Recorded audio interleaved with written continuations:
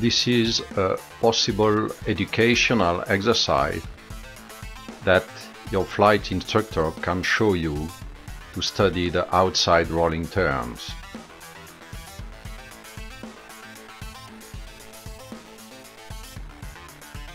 If he stops the plane at knife edge, then inverted and then knife edge again, you will have more time to analyze and understand the consequences of any and all inputs during the maneuver.